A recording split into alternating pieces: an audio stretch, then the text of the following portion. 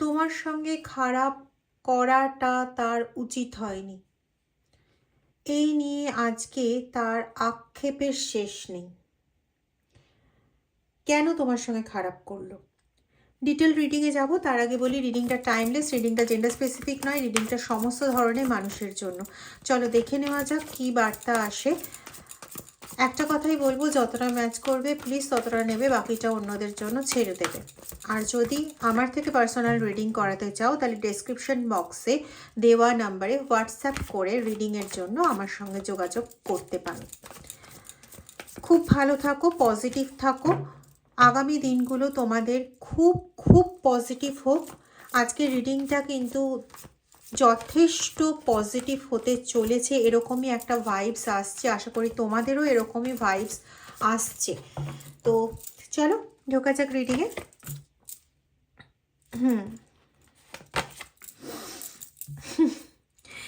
এইটের energy, ব্যাকগ্রোথের energy, ডেভিলের energy, kingship,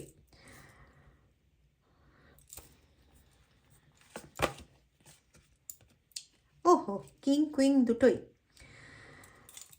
যারা তোমাকে, তোমার জীবনটাকে টোটালি পেনফুল করে তুলতে চেয়েছিল, যারা চেয়েছিল যে তুমি কখনোই সামনের দিকে হাঁটবে না, পেছনের দিকে থাকবে সব সময়, পেছনে ঘুরে জীবনের একদম শেষ ভাগে এমন ভাগে চলে যাবে যেখান থেকে তুমি নিজেই কখনো আর সূর্যের আলো দেখতে চাইবে না, এরকমই পেনফুল ফিলিংস তোমাকে দিয়ে যাওয়া হয়েছিল ডে আফটার ডে, মোটামুটি 8-9 বছর এরকম।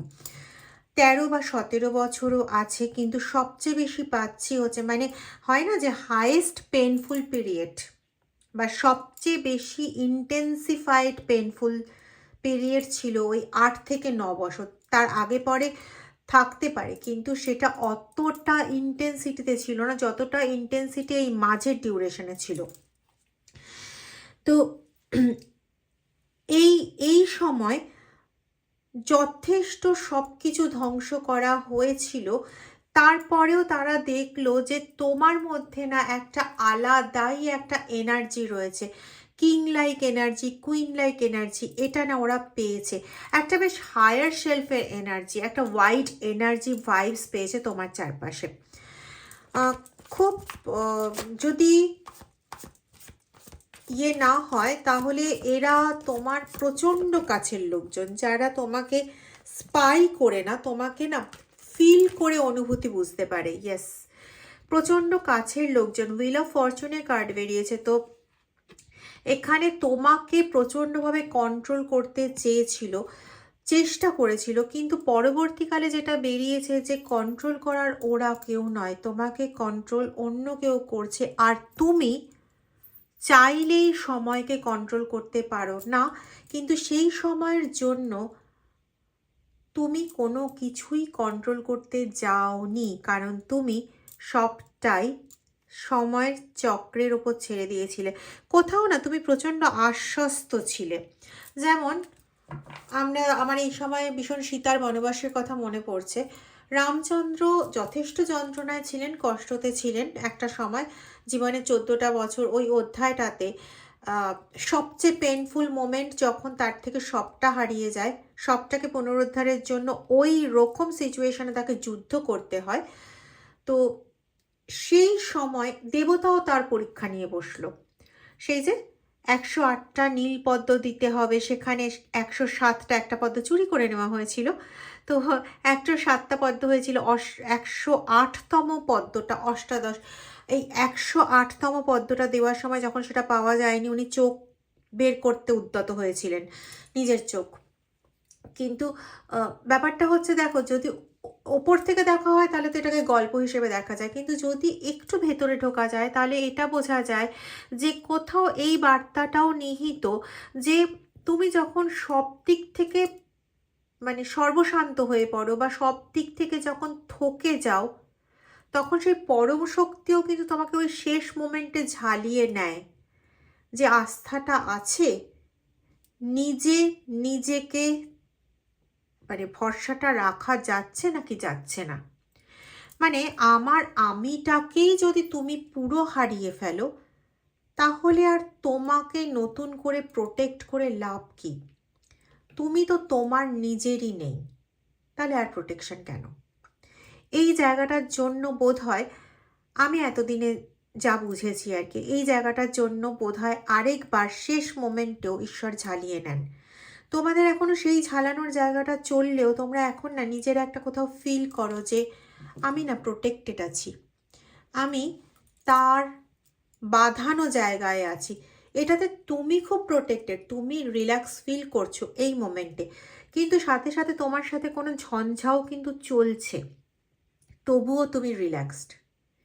আমি জানি না কার কার সঙ্গে এটা হচ্ছে, কিন্তু হচ্ছে। তোমরা যথেষ্ট হায়ার এনার্জির। দেখো, লো এনার্জির কিছু মানুষ হয় যারা সব সময় অন্যকে দেখে হিংসা করা, জেলাস ফিল করা, এটা হচ্ছে তাদের ক্যারেক্টার। বিকজ তারা শত চেষ্টা করলেও তোমার শেলফে আসা তাদের পক্ষে সম্ভব নয়।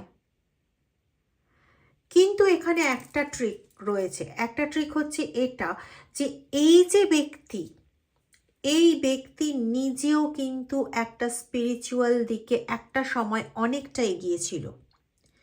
এখন সে থেমে গেছে, এখন সে নিজেকে লো ফিল করছে, এখন সে নিজেকে আনপ্রোটেক্টেড, অসুরক্ষিত ফিল করছে। এটা তো 100% ডেফিনিট। কারণ যে পেনফুল সিচুয়েশন, যে ডেভিল এনার্জি তোমাকে দিতে গেছিল, সেই ডেভিল এনার্জির বশবর্তী সে এখন নিজে।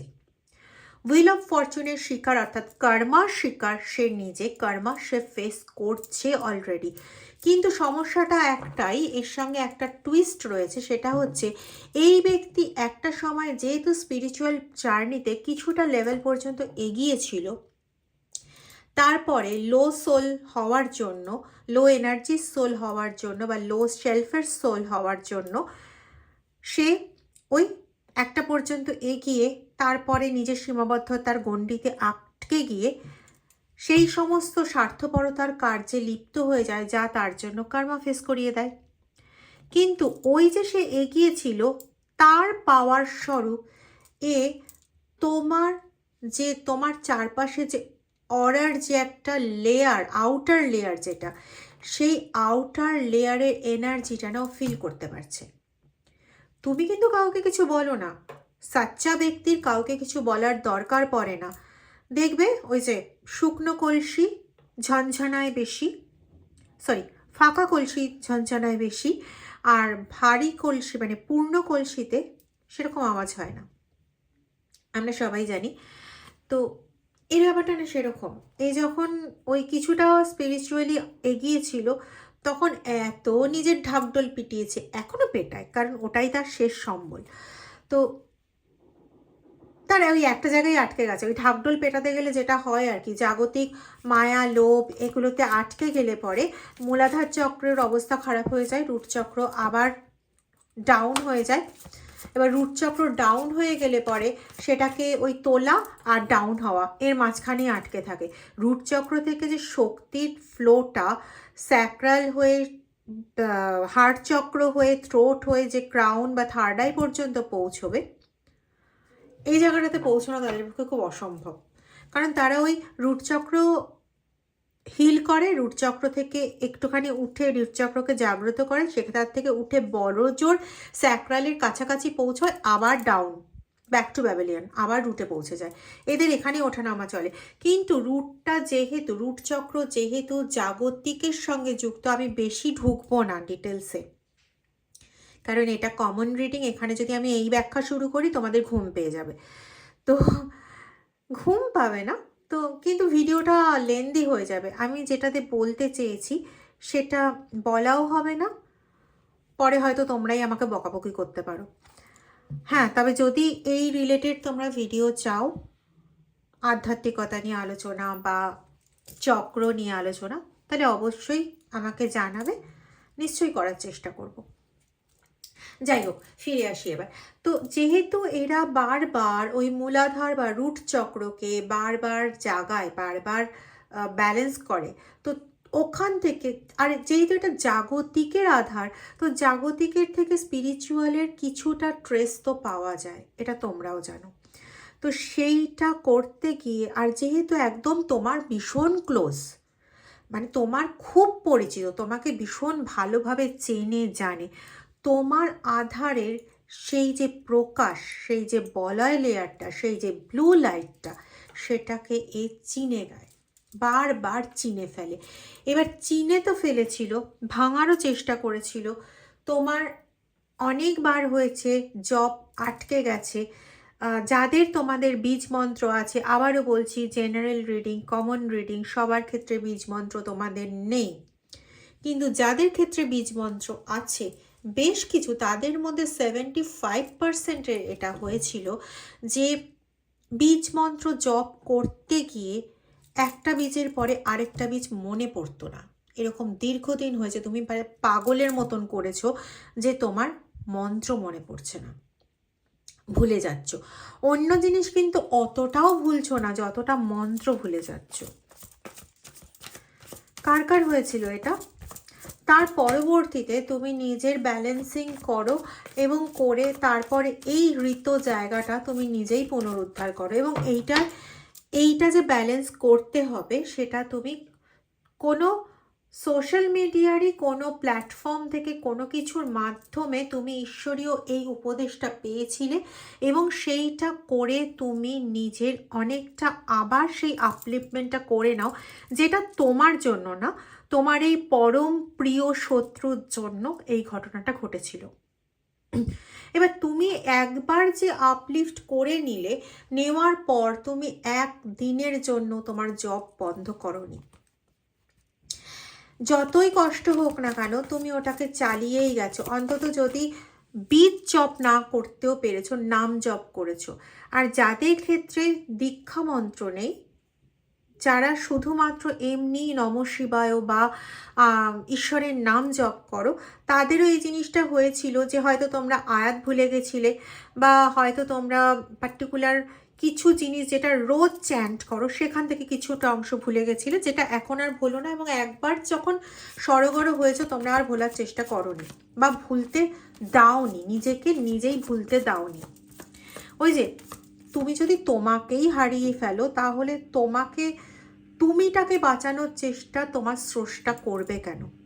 তোমার স্রষ্টা সেজন্য আগে একবার ভালো করে পরীক্ষা করে দেখে নেয় যে তুমিটা বেঁচে আছো তো, তুমি দেহ, তুমি যে একটা বস্তু সেটা বেঁচে আছো তো, তারপরে না হয় তোমার মধ্যে যে সার হারিয়ে গেছে সেটাকে উনি ফিরিয়ে দেবেন। তার আগে উনি এটা যাচাই করেন, এবং সেটাই হয়েছিল। দেখো এসব সোর্সের কার্ড এসছে ডিরেক্ট।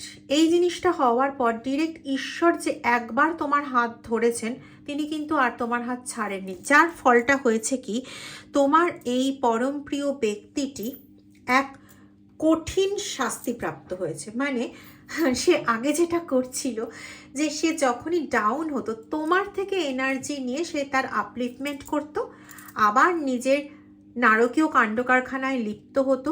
কেউ কেউ আবার এর থেকেও বেশি আমি পাচ্ছি, তারা বিভিন্ন রকম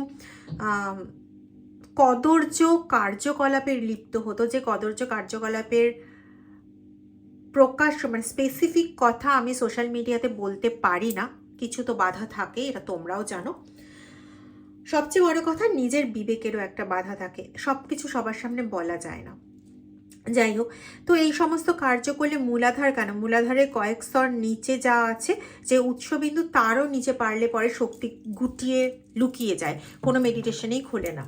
তো আর এখন তোমার ওখান থেকে এনার্জি চুরি করার জায়গাটা না স্বয়ং ঈশ্বর বন্ধ করে দিয়েছে, তুমি বন্ধ করোনি, কারণ তুমি আগেও এই বিষয়ে কখনো মাথা দাওনি, এখনো তুমি মাথা দাও না।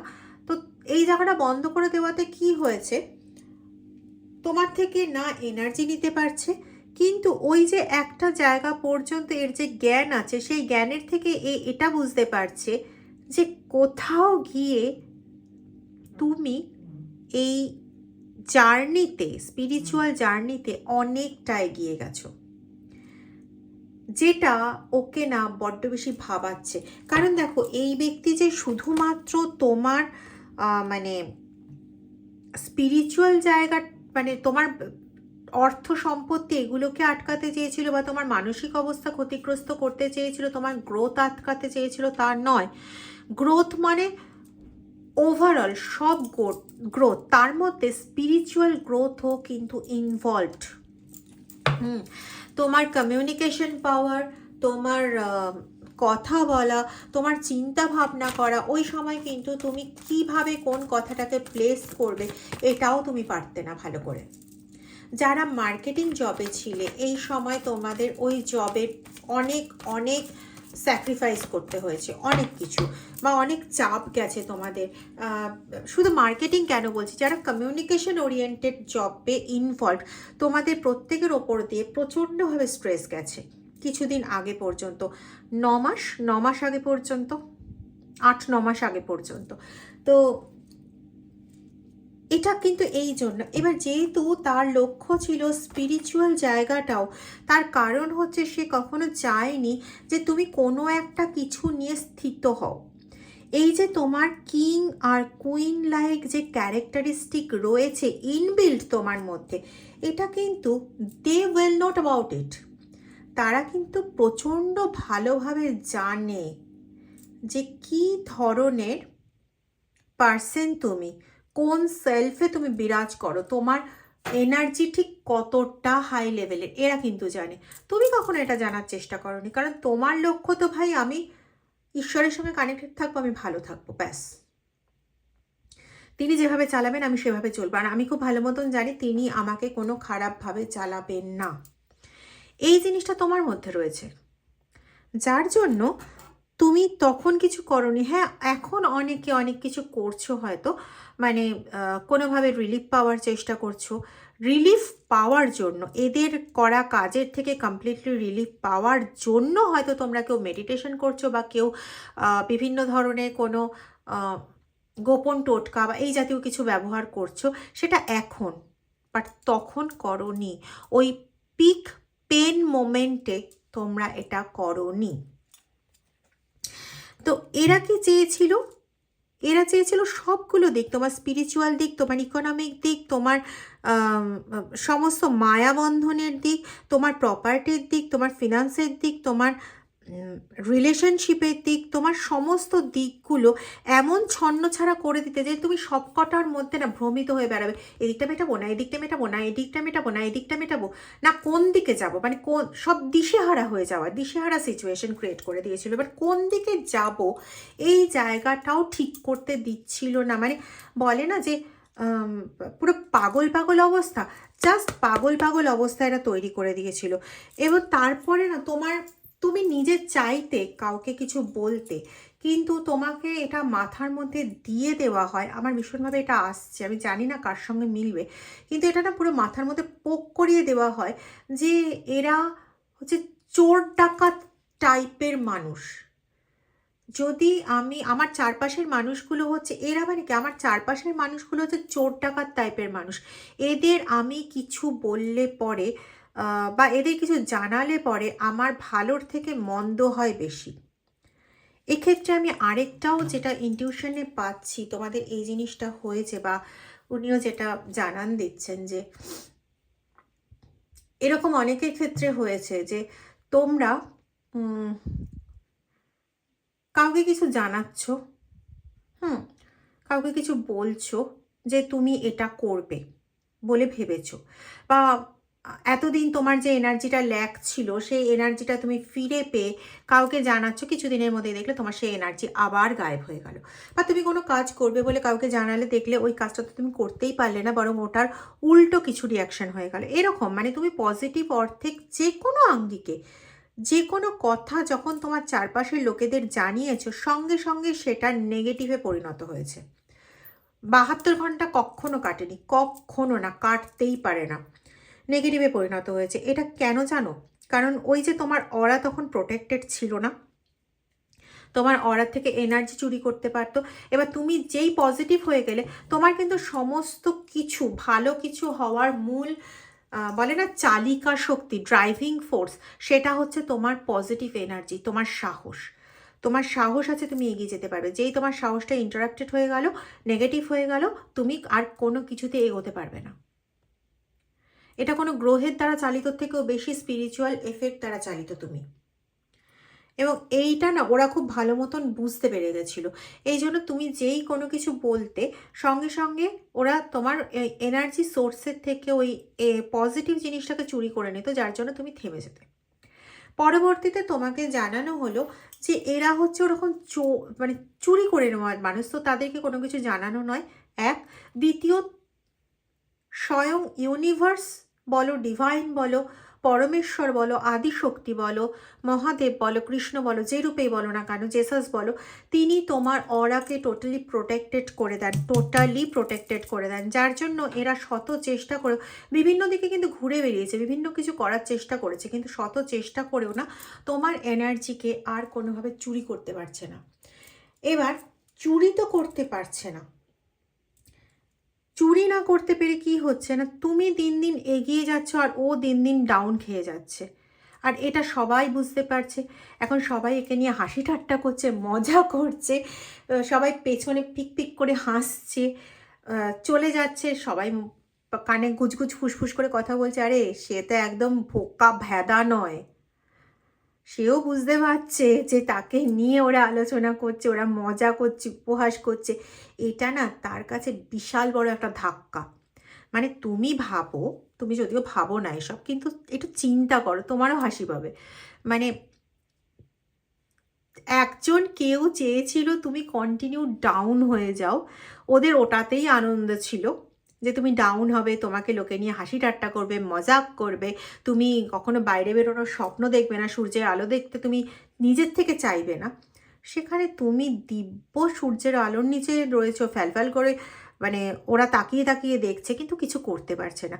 উল্টে যখন ওরা বাইরে বেরোচ্ছে তখন ওদের অবস্থা এমন, টিটকারির মুখে পড়তে হচ্ছে, বিভিন্ন রকম প্রহসনের মুখে পড়তে হচ্ছে, হাসির মুখে পড়তে হচ্ছে। তো ওদের অবস্থাটা এরকম হয়েছে যে ওরা চেয়েছিল যে সূর্যের মুখ যাতে তুমি না দেখো, কিন্তু ওরা সূর্যের মুখ না দেখতে পারলেই ভালো হয়। কিন্তু এদিকে সংসারের এমন অবস্থা যে ওদের সূর্যের মুখ দেখতেই হবে, বাইরে বেরোতেই হবে, কাজ করতেই হবে, নাহলে মুশকিল।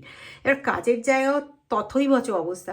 তোমারও তো কাজের জায়গাতে পেন দেওয়ার চেষ্টা করেছিল ডেভিল এনার্জি, কাজের জায়গাতেও যথেষ্ট পেন দেওয়ার চেষ্টা করেছে, কিন্তু সবটা না রিভার্স হয়ে গেছে। শুধু মানে স্টপ হয়নি, ঈশ্বর অনেক সময় কি করে তোমার দিকে আসার থেকে স্টপ করে দেয়, তারপরে সেটা এদিকে যাবে নাকি তার কাছে জমা থাকবে সেটা সম্পূর্ণ তার ব্যাপার। কিন্তু এখানে শুধু এটা হয়নি, রিভার্স হয়ে নিজের দিকে ফিরে গেছে। এবারে ফিরে যাওয়ার ফলাফল স্বরূপ ওটা ওর কাছে শাস্তি মনে হচ্ছে। এবং তার এখন প্রচণ্ডভাবে মনে হচ্ছে যে সে বিশাল বড় একটা শাস্তির মুখে পড়েছে। এবং আমার কাছে বারবার এরকম ভিশন আসছে যে সে মাথায় হাত দিয়ে মাথা চাপড়ায় না, হাত দিয়ে মাথা চাপড়ানো, ওরকম মাথা চাপড়াচ্ছে আর কন্টিনিউয়াস বলে যাচ্ছে, কেন আমি এসব করতে গেলাম, কি দরকার ছিল, খুব বড় ভুল হয়ে গেছে, বেরোবো কী করে, এরকম বিভিন্ন ধরনের কথাবার্তা বলছে। সরি, এইভাবে হাসা উচিত না কারোর কিছুতে, কিন্তু sorry, I am very sorry. যদি এই ভিডিওটা তোমাদের ভালো লাগে তাহলে প্লিজ ভিডিওটা একটু শেয়ার করে দিও, আর লাইক কমেন্ট করতে ভুলো না। আর যারা এখনও সাবস্ক্রাইব করোনি তারা প্লিজ চ্যানেলটা সাবস্ক্রাইব করে বেল আইকনটা প্রেস করে দিও। ওকে, থ্যাংক ইউ ভেরি মাচ। হাসলাম বলে প্লিজ কিছু মাইন্ড করো না, সরি। ভালো থেকো, পজিটিভ থাকো এরকমই, কেমন?